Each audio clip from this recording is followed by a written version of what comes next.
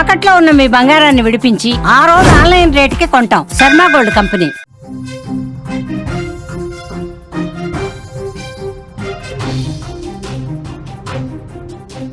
నెల్లూరు పెన్నా నదిలో 14 మంది చిక్కుకున్నారు. పేకాట కోసం రాత్రిపూట నది ప్రాంతానికి వెళ్లారు. ఇంతలోనే సోమశిల నుంచి నీటిని విడుదల చేశారు. ఒక్కసారిగా వరద ప్రవాహం పెరిగిపోయింది. బయటకు రాలేక భయంతో కేకలు పెట్టారు. అధికారులకు సమాచారం ఇచ్చారు. స్థానిక నేతలు అందరినీ క్షేమంగా రక్షించినటువంటి పరిస్థితి ఉంది. 6 గంటల పాటు రెస్క్యూ ఆపరేషన్ జరిగింది. పోలీసుల భయంతో వాళ్ళు పరుగులు పెట్టినటువంటి పరిస్థితి ఉంది. నెల్లూరు పేకాట రాయిళ్లకు అర్ధరాత్రి చుక్కలు కనిపించాయి. జూదం ఆడేందుకు వెళ్లి ప్రాణాలను రిస్కులో పెట్టారు. అధికారుల చొరవతో అంతా క్షేమంగా బయటపడ్డా కాసేపు మాత్రం జూదరులకు చెమటలు పట్టాయని చెప్పాలి. అసలు ఏం జరిగిందంటే, నెల్లూరు భగత్ సింగ్ కాలనీ వద్ద పెన్నా నదిలోకి గత రాత్రి 14 మంది పేకాట రాయుళ్లు వెళ్లారు. నది మధ్యలో సెటప్ చేసుకున్నారు.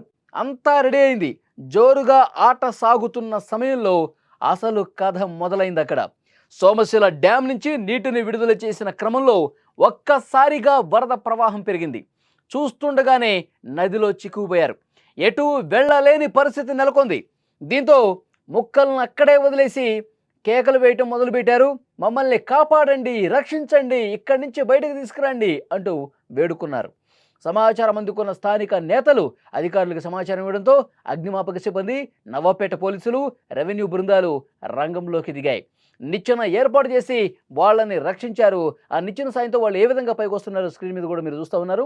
పోలీసులు, అగ్నిమాపక దళం అక్కడ రెస్క్యూ చేసి ఒక నిచ్చెన సాయంతో వాళ్ళందరినీ సురక్షిత ప్రాంతానికి పైకి తీసుకొస్తున్నటువంటి దృశ్యం మీకు కనిపిస్తుంది. 14 మంది పేకాట రాయుళ్ళు దర్జాగా పేకాట ఆడుతున్న సమయంలో ఒక్కసారిగా వాటర్ వచ్చేసి వాళ్ళని ఒక కుదిపేసింది.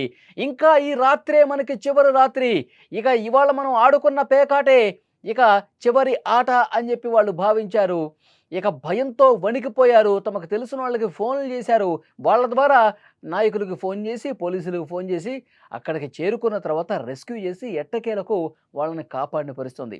ముందుగా ఓ 9 మందిని బయటకు తీశారు. అయితే మిగిలిన వాళ్ళు పోలీసుల భయంతో పరుగుపెట్టినట్టుగా తెలుస్తోంది. వాళ్ళని కిందకి దిగి గాలించే పరిస్థితుంది. మైకులో పిలిచినా రాకుండా అధికారులకు ఇబ్బందులు కలిగించారు కొంతమంది. చివరికి వారు కూడా క్షేమంగానే ఉన్నట్టు సమాచారం. మొత్తంగా 6 గంటల పాటు ఈ రెస్క్యూ కొనసాగింది. ఈ ఘటనపై మంత్రి నారాయణ ఎప్పటికప్పుడు ఆరా తీయడంతో పాటు అధికారులతో మాట్లాడారు. ఈ సంఘటనకు సంబంధించిన వీడియో కావచ్చు, ఫోటోలు ప్రస్తుతం వైరల్ అవుతున్నాయి. విజువల్స్లో కూడా మీరు స్క్రీన్ చూడొచ్చు. అంటే పేకాట ఆడటానికి నది మధ్యలోకి వెళ్ళి దర్జాగా ఆడుతున్న సమయంలో సోమశిల నుంచి ఒక్కసారిగా వాటర్ రావడంతో వాళ్ళు భయంతో వణికిపోయారు. ఏ విధంగా అక్కడ రెస్క్యూ జరుగుతుందో మనం చూసాం. 6 గంటల పాటు శ్రమించారండి. 1 కాదు, 2 కాదు. ఒక పెద్ద నిచ్చెన తీసుకొచ్చి వాళ్ళని ఆ నిచ్చెన సాయంతో ఒక్కొక్కళ్ళని ఏ విధంగా ఎక్కిస్తున్నారో కూడా మనం చాలా స్పష్టంగా విజువల్ చూస్తే అర్థమవుతుంది. అంటే పేకాట రాయుళ్ళు తాము ఆటలో పడిపోయి, జూదానికి అలవాటు పడిపోయి ఇష్టారీతిన వ్యవహరిస్తున్నటువంటి పరిస్థితి ఉంది. వాళ్ళు నది మధ్యలోకి వెళ్ళిపోయి ఆడుతూ ఉన్నారు. అది కూడా రాత్రి సమయంలో. ఇక్కడ పోలీసుల కళ్ళు కప్పడం కోసమే. పోలీసులు బయట ప్రాంతాల్లో ఎక్కడైనా బహిరంగ ప్రదేశాల్లో పేకాట ఆడారనుకోండి, పోలీసులకు తెలిసిపోతుంది. వాళ్ళు వెంటనే వాళ్ళ ఆట కట్టిస్తారు, వాళ్ళని అరెస్ట్ చేస్తారు, లోపలేస్తారు. పోలీసులకి కంటపడకుండా మనం ఏం చేయాలి అంటే, ఈ విధంగా నదీ పరివాహక ప్రాంతాల్లో ఇటువైపు అసలు ఎవరూ కూడా రారు. ఏ మనిషి కూడా, మనం ఆడుకునే 14 మందే ఉంటాం, ఏ ఒక్కడు కూడా ఇటువైపు రాడు, పోలీసులు అసలే రాడని చెప్పి నిర్ధారించుకున్న తర్వాత ఇలాంటి ప్రదేశాలకి నది మధ్యలోకి పోయి పేకాట ఆడుతూ ఉంటారు. ఇప్పుడేమైంది, సోమశిల నుంచి వాటర్ వదలటంతో ఒక్కసారిగా పేకాట రాయిళ్ళు వెన్నులో వణుకు మొదలైంది. ఇక ఈ వాటర్ అంతకంతకు పెరిగిపోతున్నాయి. బయటకు రాలేకపోతున్నారు. ఈ రాత్రే మనకి చివరి రాత్రి అని భయపడిపోయి వాళ్ళు తమ స్నేహితులకి, ఊళ్ళో ఉన్న వాళ్ళకి ఫోన్ చేస్తే వాళ్ళ సాయంతో ఈ అధికారులకి సమాచారం తెలిసిన వెంటనే వాళ్ళని కాపాడే ప్రయత్నం చేశారు. అంటే పోలీసుల నుంచి తప్పించుకుందాం అనుకునే వాళ్ళు పోలీసుల కంటపడకుండా హ్యాపీగా మనం పేకాట ఆడుకుందాం అనుకున్నటువంటి పేకాట రాయుళ్ళు మళ్ళీ అదే పోలీసులు వచ్చి వాళ్ళని కాపాడాల్సినటువంటి పరిస్థితి ఏర్పడింది. చూడండి. సో డెఫినెట్గా పేకాట రాయుళ్ళు కొంతమందిని అదుపులోకి తీసుకున్నారు. వాళ్ళకి స్ట్రిక్ట్గా వార్నింగ్ కూడా ఇచ్చినట్టుగా తెలుస్తుంది.